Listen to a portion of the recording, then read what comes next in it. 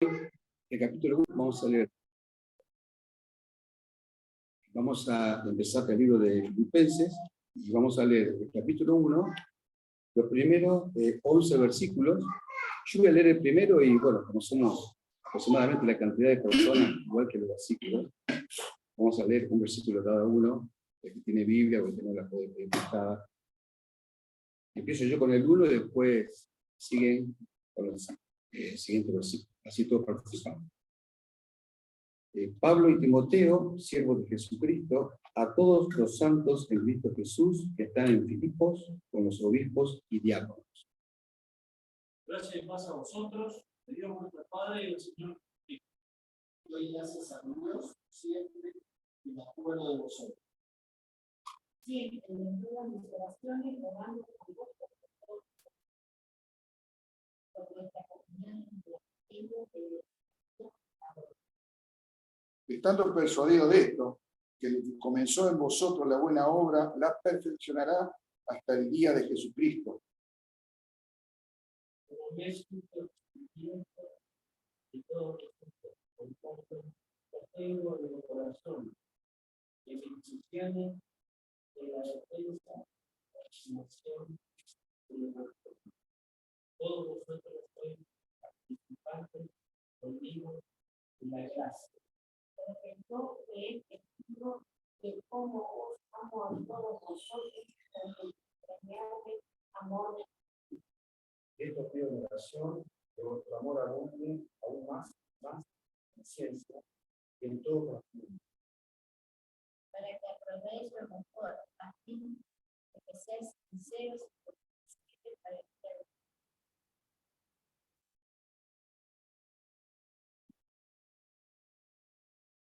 Y entonces dice, llenos de frutos de justicia, que son por medio de Jesucristo, para gloria y alabanza de Dios. Vamos a ubicarnos geográficamente y temporalmente donde estaba Filipos, cuando fue escrita la carta. O sea, Filipos era una ciudad que estaba en la parte noreste, actualmente Grecia, que sería Macedonia Oriental, y fue fundada por Filipo II de Macedonia, aproximadamente 156 años antes de Cristo. Pero 150 años después, o sea, en el año aproximadamente menos 200, o sea, 200 años antes de Cristo, fue invadida por los romanos. Por lo tanto, era una colonia romana, y por allí pasaba la vía romana, que era la comunicación entre Europa y Asia. O sea, que todo aquel que tenía que ir de Europa hacia Asia o viceversa pasaba por esa ciudad. Actualmente es un centro arqueológico de estudio.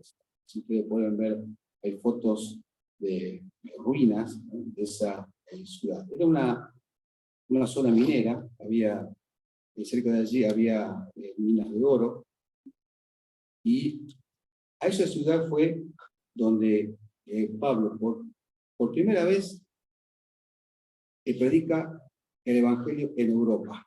La primera predicación de Pablo en Europa, en su segundo viaje misionero. Pablo, en el segundo viaje misionero, es donde entra allí a Filipos. ¿Cuándo se escribió la carta? Bueno, aproximadamente años 61, 62 después de Cristo. ¿Y dónde estaba Pablo cuando escribió la carta? Estaba preso. Estaba preso en Roma. Si bien tenía allí prisión domiciliaria, estuvo 2 años preso, él podía recibir visitas, y Dios utilizó, como él lo dice en la carta, utilizó esas cosas aparentemente malas, como es estar preso, para escribir las cartas, porque allí en Roma, que estuvo aproximadamente 2 años preso, allí escribió Filipenses, escribió Colosenses, Efesios y Filemón. O sea que tenía el tiempo para escribir a las iglesias. Ahora bien, ¿cómo fue Pablo a Filipos? Realmente lo que nos cuenta en Hechos fue una intervención directa del Espíritu Santo. Como podemos leer allí, se me acompaña en Hechos 16, es un pasaje realmente interesante y asombroso. Algunos dicen que el libro de los Hechos, en vez de llamarse Hechos de los Apóstoles, tendría que llamarse Hechos del Espíritu Santo, porque fue la historia de cómo el Espíritu Santo fue guiando de una forma maravillosa a los primeros creyentes. Dice allí en Hechos, en el capítulo 16, versículo 6,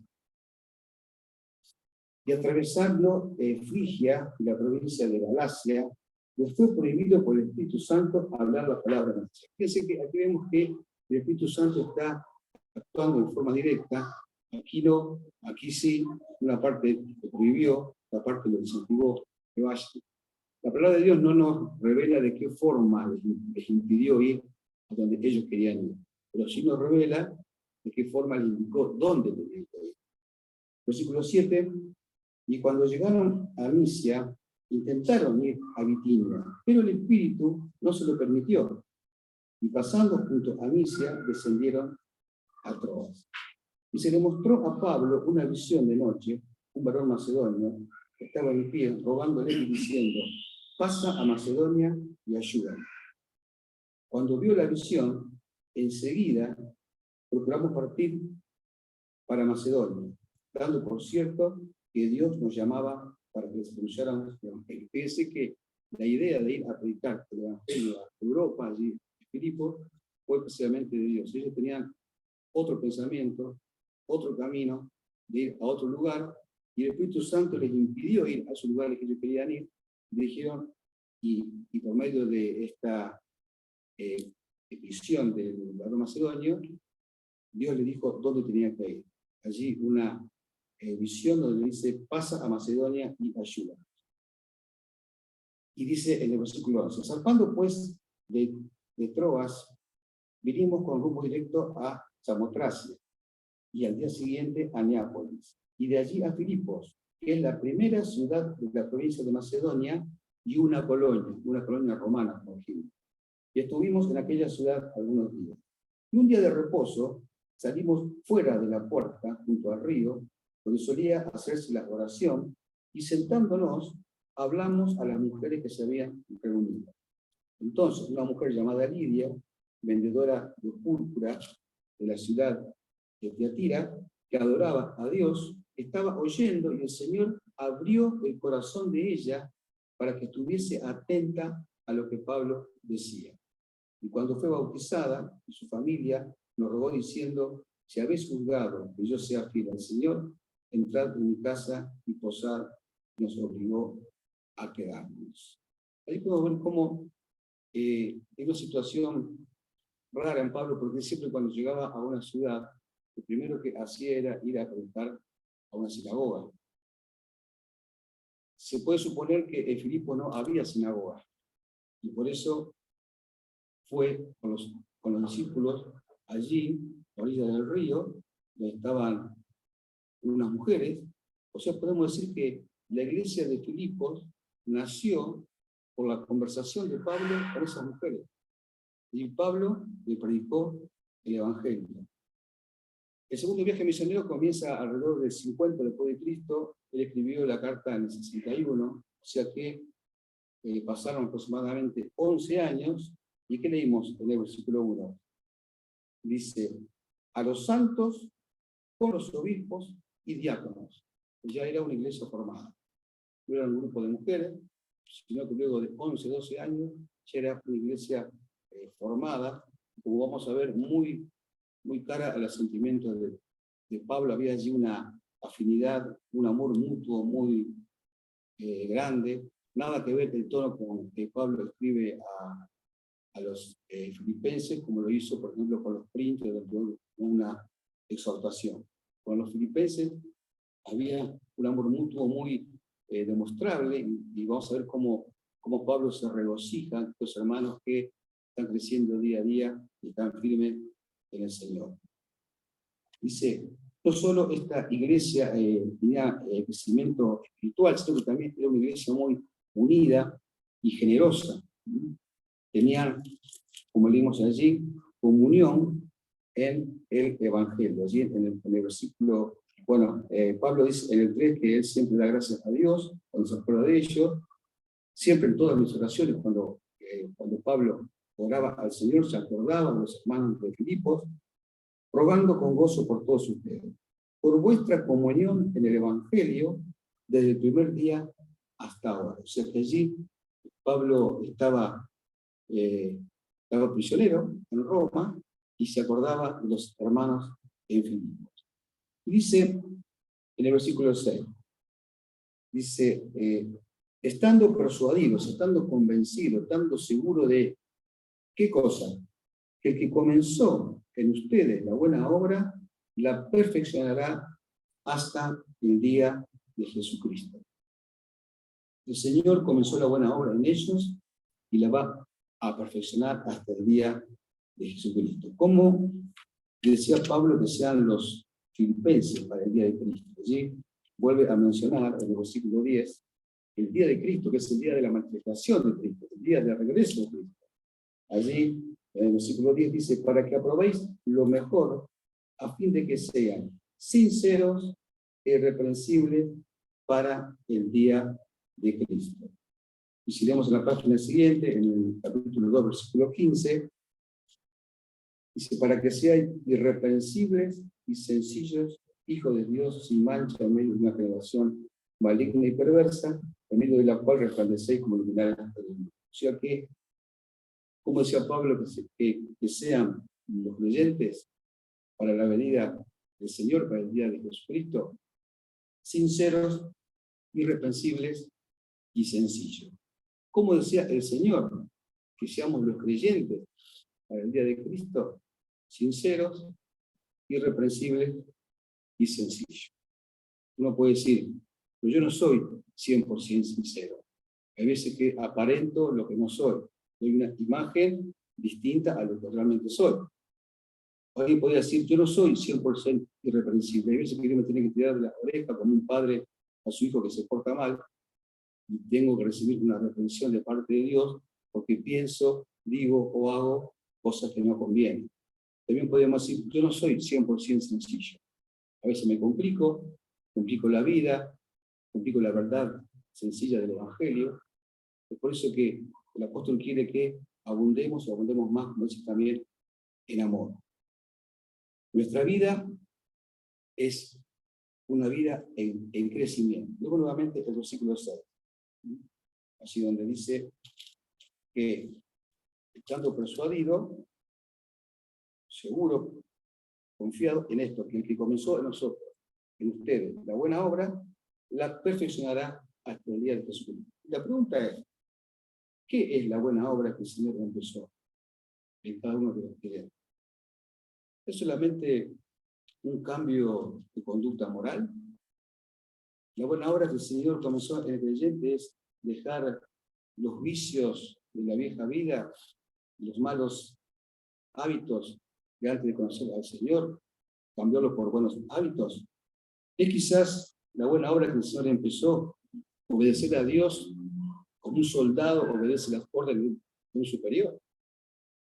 Sabemos realmente que no es así. La buena obra que el Señor comenzó en cada creyente, esa nueva vida que Él formó en el corazón de cada creyente, es formar el carácter de Cristo en el corazón. Hay una página más adelante, más atrás, perdón, en Efesios, en el capítulo 4, versículo 13. La buena obra que el Señor comenzó es con un propósito bien alto.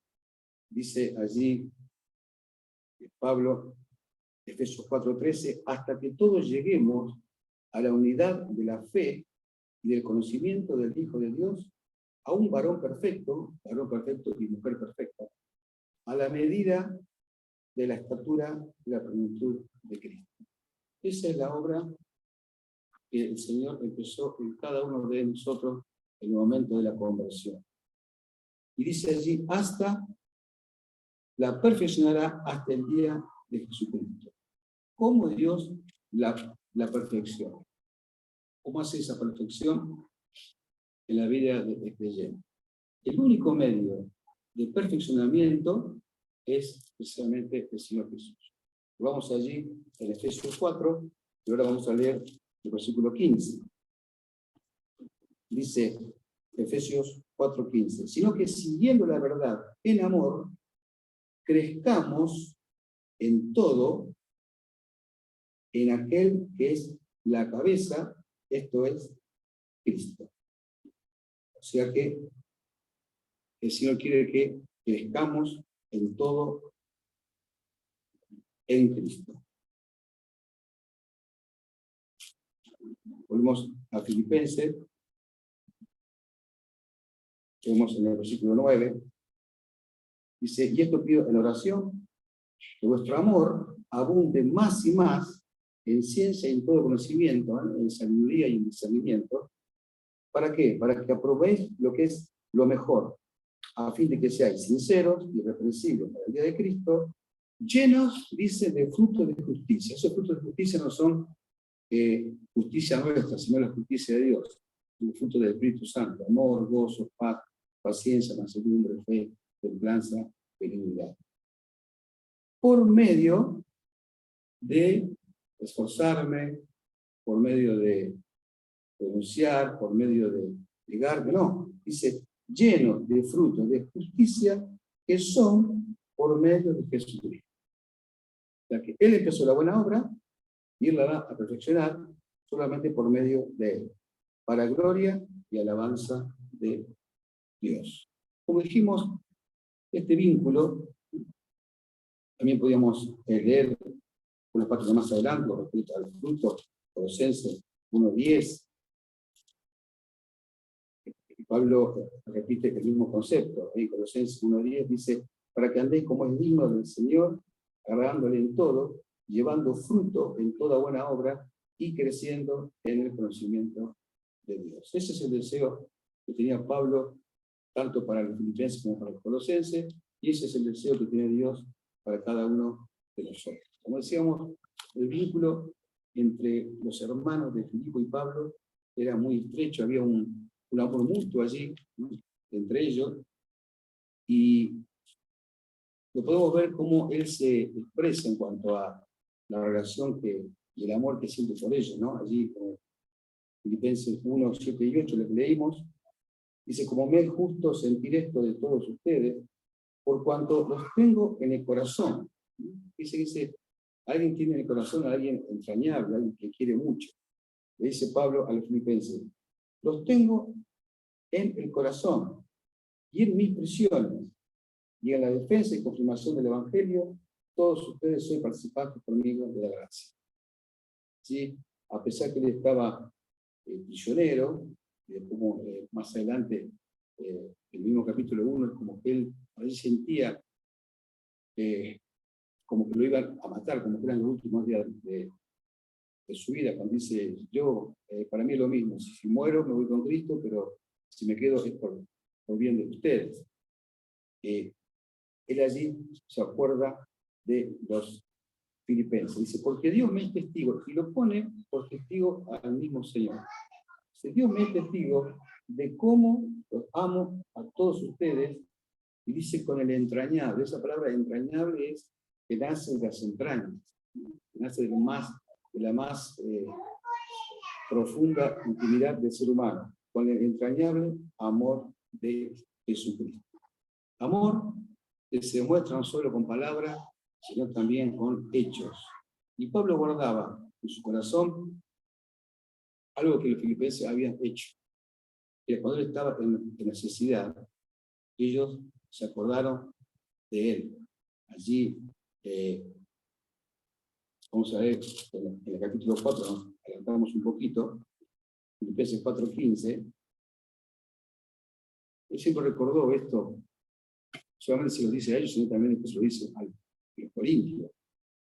Dice Filipenses 4:15, y sabéis también vosotros, pues filipenses, que al principio de la predicación del Evangelio, cuando él llegó allí, cuando partí de Macedonia, ninguna iglesia participó conmigo a razón de dar y recibir, sino vosotros solos. Pues, aún a Tesalónica me enviaste una y otra vez para mis necesidades. Y eso Si ustedes tienen allí una cita, en 2 Corintios capítulo 11, él se lo recuerda a los corintios. Y le dice, mire, yo no he sido gravoso por ustedes. Porque a mí los que me han ayudado son los hermanos de Filipo. Allí, en 2 Corintios, en el capítulo 11, dice como allí Pablo recuerda esta ayuda cuando él estaba necesitado. 2 Corintios capítulo 11, versículo 9. Está hablando a los corintios. Dice, y cuando estaba entre ustedes y tuve necesidad, a ninguno fui cargo, como diciendo yo a ustedes no le pedí nada, no necesité nada de ustedes. Pues lo que me faltaba, lo suplieron los hermanos que vinieron de Macedonia, o sea, los filipenses. Eso lo guardaba Pablo en su corazón. Y en todo me guardé y me guardaré de cero para vos. Se le dijo que los que nos ayudaron fueron los hermanos de Filipo. Así que Pablo amaba a estos hermanos y se gozaba en su crecimiento espiritual. Del mismo modo que a un nivel muy superior, Dios nos ama y se goza de nuestro crecimiento espiritual. Tal vez lento, tal vez hay cosas que Dios quiere cambiar en nuestro corazón y tardan meses, tardan años, tardan décadas. Cosas que tenemos que entregar al Señor. Pero el crecimiento al fin, como decía Esteban allí, el pámpano que está unido a la vid. Orando, asidos a la palabra, congregándonos, teniendo comunión con los hermanos, predicando la palabra y abundando en amor más y más para con todos, para con los creyentes y también para los que no lo son. Qué buen ejemplo nos da esta carta. Luego va a continuar en cuanto al amor de los hermanos, como Pablo lo invita a abundar más y más en la firmeza, en el amor, en la comunión del Evangelio. Vamos a orar. Señor, te damos gracias por esta palabra. Sabemos que es tu palabra y nos recuerda, Señor, de qué forma estos hermanos allí en Filipos aceptaron el Evangelio. No solamente aceptaron el Evangelio, sino también crecieron numéricamente, espiritualmente. Como Pablo se regocija el crecimiento de los hermanos, donde el amor de Dios se manifestaba por medio de palabras, por medio de hechos, que ayudaron a él cuando estaba necesitado. Y por eso que Pablo desea que estos hermanos, abundaran en frutos de justicia, y la buena obra que tú empezaste, Señor, en ellos se perfeccionara hasta el día de Jesucristo. Ese mismo deseo, Señor, que tú tienes para con nosotros. Ayúdanos, Señor, a ser nuestros hermanos fieles, sinceros, irreprensibles, sencillos, hijos de Dios, como leímos en medio de una generación que no te conoce. Te damos gracias, Padre, por tu palabra, te damos gracias y te rogamos que tú nos sigas hablando del corazón. En el nombre de Jesús. Amén. A los que quieran ir viendo del 12 al 18. Bueno, la próxima reunión va a ser el capítulo 2, del versículo... No, capítulo 1. Perdón, el capítulo 1, desde el versículo 12 al 18. Lo puedo ir leyendo así ya. Filipenses 1, del 12 al 18. al 18. Al Salvador.